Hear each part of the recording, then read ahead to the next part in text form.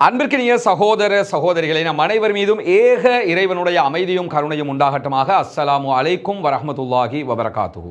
பாலஸ்தீனத்தினுடைய காசா பகுதிகள் மீதான இஸ்ரேலிய ஆக்கிரமிப்பு இராணுவத்தினுடைய தாக்குதல்கள் ஆரம்பிக்கப்பட்டு இன்றோடு 643வது நாளாக இருக்கிறது. இன்றைக்கும் என்னவெல்லாம் நடந்திருக்கிறது என்கிற செய்திகளை தான் நம்ம பார்க்க இருக்கிறோம். நமக்கெல்லாம் தெரியும், காசாவினுடைய அப்பாவிகள் மீதான இஸ்ரேலுடைய தாக்குதல்கள் ஆரம்பிக்கப்பட்டதற்கு பிறகு அக்டோபர் 7, 2023 தாக்குதல்கள் ஆரம்பிக்கப்படுகிறது. அதே நேரம் நவம்பர் மாதம் 12ஆம் தேதிகளுக்கு பிறகு பாலஸ்தீனத்திற்கு ஆதரவாக யமன்ல இருக்கக்கூடிய அன்சாருல்லா என்கிற ஹூதிகளுடைய படைப்பிரிவு இஸ்ரேல் மீதான தங்களுடைய தாக்குதல்களை அறிவித்தார்கள். அதிலும் குறிப்பாக இஸ்ரேலுடைய கப்பல்கள், இஸ்ரேலுக்கு ஆதரவான கப்பல்களை செங்கடலில் நாங்கள் தாக்குவோம் என்று அறிவித்தார்கள். செங்கடலில் பயணிக்கிற கப்பல்கள் மீதான தாக்குதல்கள் காரணமாக உலக அளவில் இருக்கக்கூடிய பிசினஸ் மொத்தமாக முடங்கிய நிலைகளை எல்லாம் பார்த்திருந்தோம். இதற்கிடையில் ஹூதிகளுக்கு எதிராக அமெரிக்காவும் அதே போன்று பிரிட்டனும் இணைந்து சில தாக்குதல்களை தொடர்ந்து நடத்தி வந்தார்கள். கடைசியில் அமெரிக்கா மாத்திரம் தாக்குதல்களை நடத்தி வந்த நிலையில் அமெரிக்க அதிபராக டொனால்ட் ட்ரம்ப் பதவியேற்றதற்கு பிறகு ஓமானுடைய பேச்சுவார்த்தைகளின் ஊடாக ஓமான நடுவராக வைத்து பேச்சுவார்த்தைகளை நடத்தி நாங்கள் அந்த பகுதிகளிலிருந்து மொத்தமாக வெளியேறுகிறோம், எங்களுடைய கப்பல்களை நீங்கள் அட்டாக் பண்ணக்கூடாதுன்னு சொல்லி தன்னிச்சையான ஒரு முடிவை எடுத்துக்கிட்டு அமெரிக்காவும் கிளம்பி போயிட்டாங்க.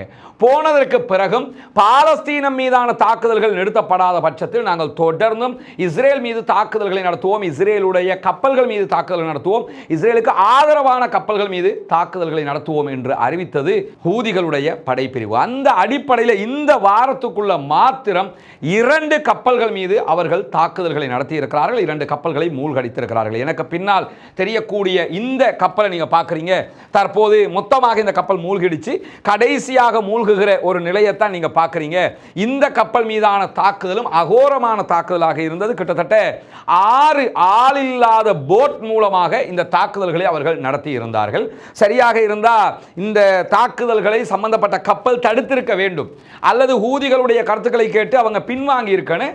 ஆனால் அவங்க கேட்காத காரணத்தினால தான் தாக்குதல்களை நடத்தி இருப்பதாக ஹூதிகளுடைய ராணுவ செய்தி பிரிவினுடைய பொறுப்பாளராக இருக்கக்கூடிய ஜெனரல் யஹியா சாரி தகவல் வெளியிட்டிருக்கிறத நம்ம பார்க்க முடிகிறது. ஏன்னா இந்த கப்பல் மீதான தாக்குதல்ங்கிறது ஒரு முக்கியமான இலக்காக பார்க்கப்படுகிறது. குறிப்பாக இந்த கப்பல் தாக்குதல் மேற்கொள்ளப்பட்டதனால 4 மாலுமிகள் கொல்லப்பட்டிருக்கிறார்கள். கப்பலுக்குள்ளே இருந்தவங்க 10 பேர் உயிரோடு இருந்திருக்கிறார்கள், 11 பேரை காணவில்லை என்கிறது கப்பல் நிறுவனம்.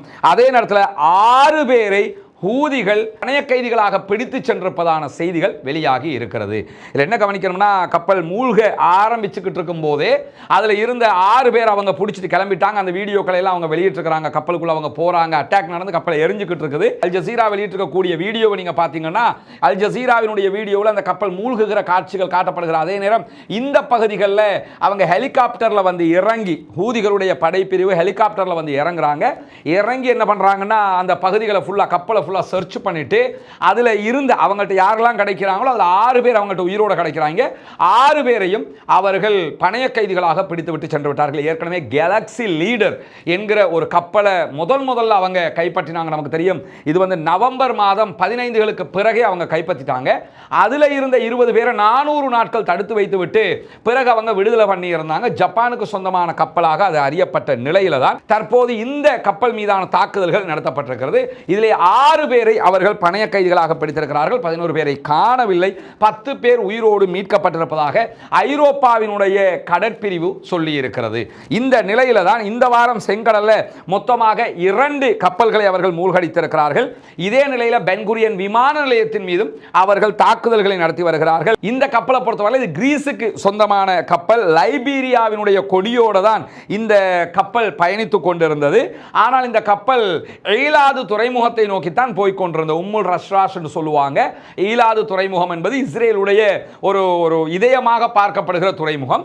அந்த துறைமுகத்தை நோக்கித்தான் போய்கொண்டிருந்தது. துறைமுகத்துக்கு போகாதீங்க, நீங்க போகக்கூடாது, திரும்பி போங்க என்கிற அறிவிப்பை ஹூதிகள் விடுத்ததாகவும் அதை மீறி கப்பல் பயணித்த காரணத்தினால் தான் கப்பல் மேலே தாங்கள் தாக்குதல்களை நடத்தியதாகவும் ஹூதிகள் வெளியிட்டிருக்கக்கூடிய செய்திகளை ராய்ட்டர் செய்தி நிறுவனமும் உறுதிப்படுத்தி இருக்கக்கூடிய நேரத்தில் இந்த கப்பல் மூழ்கடிக்கப்பட்டதற்கு பிறகு அவர்களிடமிருந்து அந்த கப்பலில் இருந்து கைப்பற்றப்பட்ட 6 பேருக்கு மருத்துவ உதவிகள் வழங்கப்பட்டிருப்பதாகவும் பாதுகாப்பான இடத்திற்கு அவர்களை கொண்டு சென்றிருப்பதாகவும் யஹ்யா சாரி செய்தி பிரிவினுடைய பொறுப்பாளர் வெளியிட்டிருக்கக்கூடிய தகவல்கள் தெரிவிக்கிற அதே நேரத்தில் ஹூதிகள் மேஜிக் சி என்கிற ஒரு கப்பலையும் இந்த வாரம் மூழ்கடித்திருந்தார்கள். மொத்தமாக 2 கப்பல்கள் மீது அவர்கள் தாக்குதல்களை நடத்தியிருக்கிற அதே நேரம் பென்குரியன் விமான நிலையத்தின் மீது அவர்கள் இன்றைக்கு பாலிஸ்டிக் மிசைல் தாக்குதலை நடத்தியிருந்தார்கள். அந்த தாக்குதலை நாங்கள் முறியடித்திருக்கிறோம் என்று இஸ்ரேல் தகவல் வெளியிட்டிருக்கிற அதே நேரத்தில் அந்த தாக்குதல் துல்லியமாக நடத்தப்பட்டிருக்கிறது என்கிறது ஹூதிகளுடைய படைப்பிரிவு.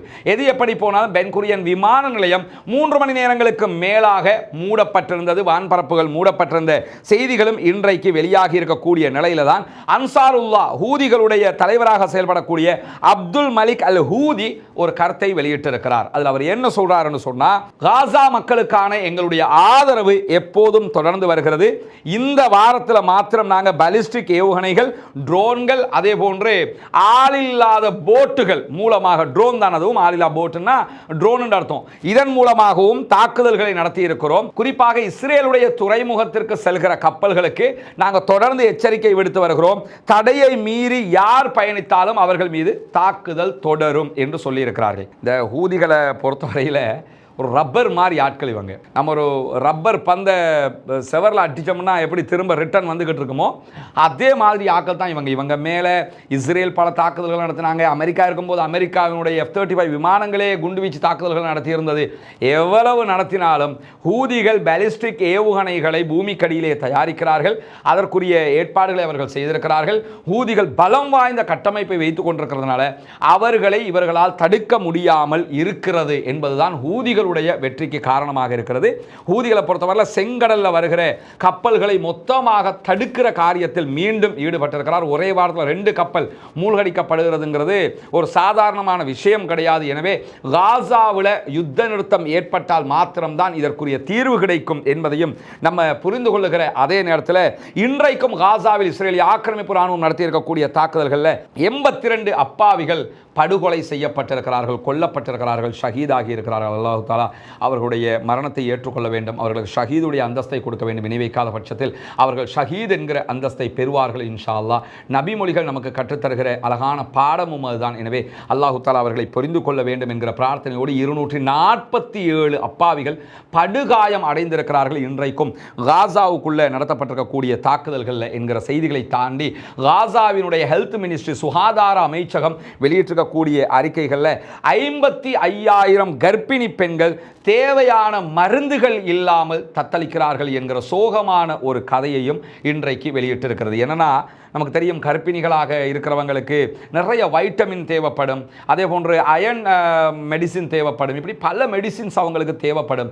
ஆனால் எந்த மெடிசினும் அவங்களுக்கு கிடைக்காம இருக்குது. 55,000 பேர் பாதிக்கப்பட்டிருக்கிறார்கள். உடனடியாக அவர்களுக்கு தேவையான மருந்துகள் வேண்டும் என்கிற கோரிக்கை இன்றைக்கு பாலஸ்தீன காசாவினுடைய ஹெல்த் மினிஸ்ட்ரியால் விடுக்கப்பட்டிருக்கக்கூடிய செய்திகள் வெளியேந்திருக்கக்கூடிய நேரத்தில் ஹெரேட்ஸ் இஸ்ரேலுடைய பத்திரிகை ஒரு செய்தியை வெளியிட்டிருக்கிறது. அந்த செய்தியில் என்ன செய்கிறாங்கன்னு கேட்டால், ஒப்பந்தம் தோல்வியடைய வழிவகுக்கும் சாத்தியமான நிபந்தனைகளை எல்லாம் நெதன்யாகு விதித்துக் கொண்டிருக்கிறார் என்கிற ஒரு குற்றச்சாட்டை முன்வைத்திருக்கிறது. காசாவினுடைய பாலஸ்தீன விடுதலை இராணுவத்திற்கும் இஸ்ரேலுக்கும் இடையில ஒரு சமாதான உடன்படிக்கை எட்டப்படுவதற்கான காரியங்கள் மும்முரமாக நடைபெற்று வருகிறது.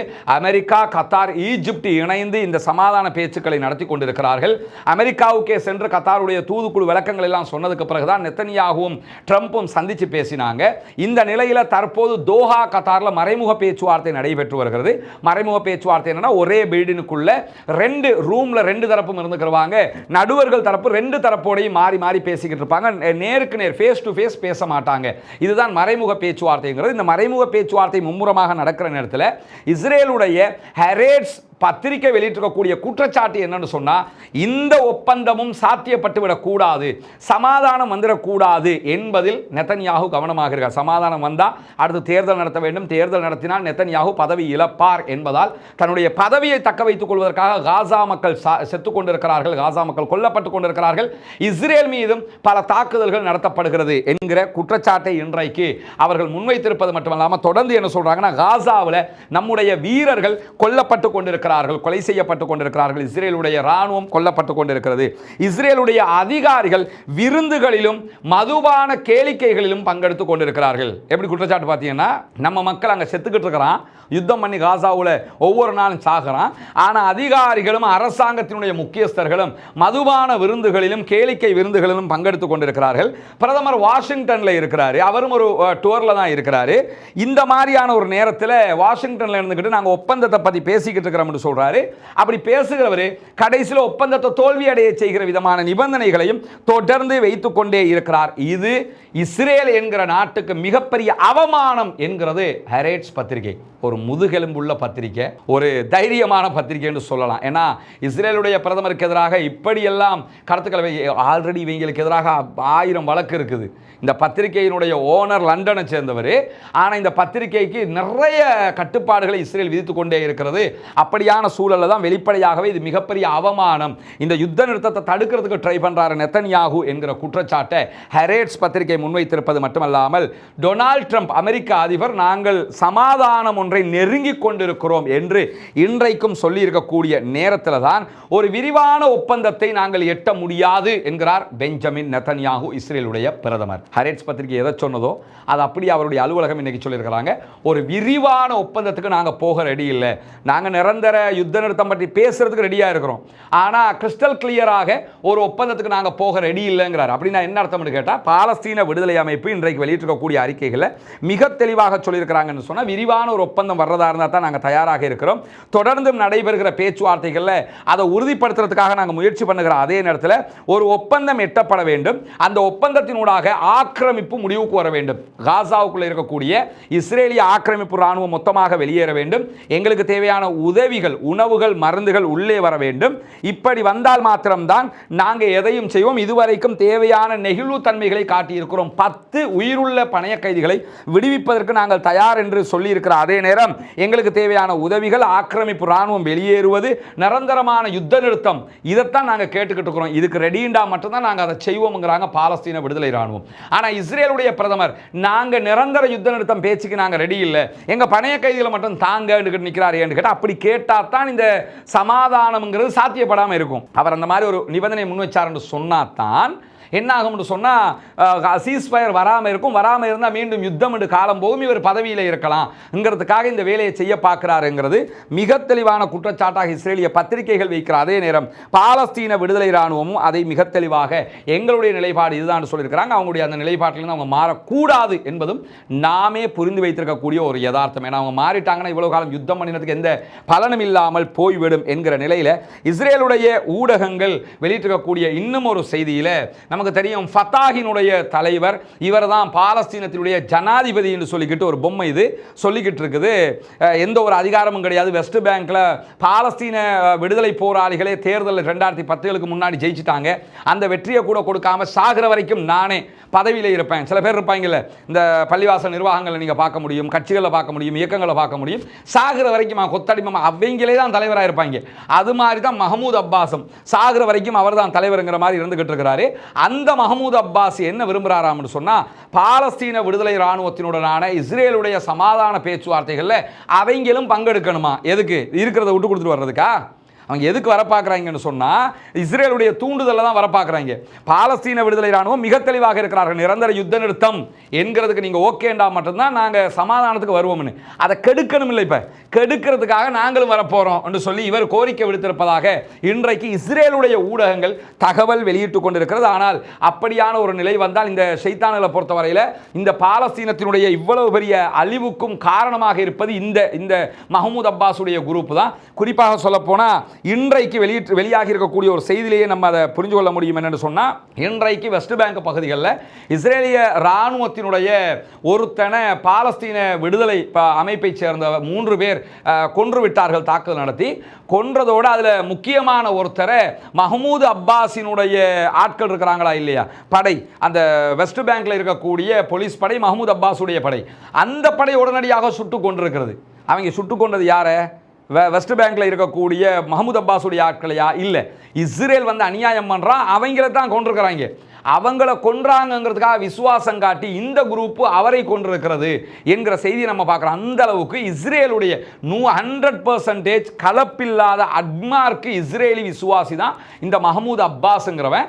அவனும் இப்ப பேச்சுவார்த்தைகளில் வரணும்னு சொல்லி இருக்கிறது எதுக்குன்னு கேட்டால் இந்த பேச்சுவார்த்தைகளை நாசமாக்கணுங்கிறதுக்காகங்கிறதையும் நம்ம புரிந்து கொள்ளுகிற அதே நேரம் டைர் அல் பலா பகுதிகளில் குழந்தைகளுக்கு உணவுகள் கொடுத்து கொண்டிருந்த இடத்தில் இஸ்ரேலிய ஆக்கிரமிப்பு ராணுவம் நடத்திய தாக்குதல்களில் 15 பேர் இன்றைக்கு கொல்லப்பட்டிருக்காங்க. ஏற்கனவே இன்றைக்கு கொல்லப்பட்டவங்க லிஸ்ட்டை சொல்லிட்டோம்.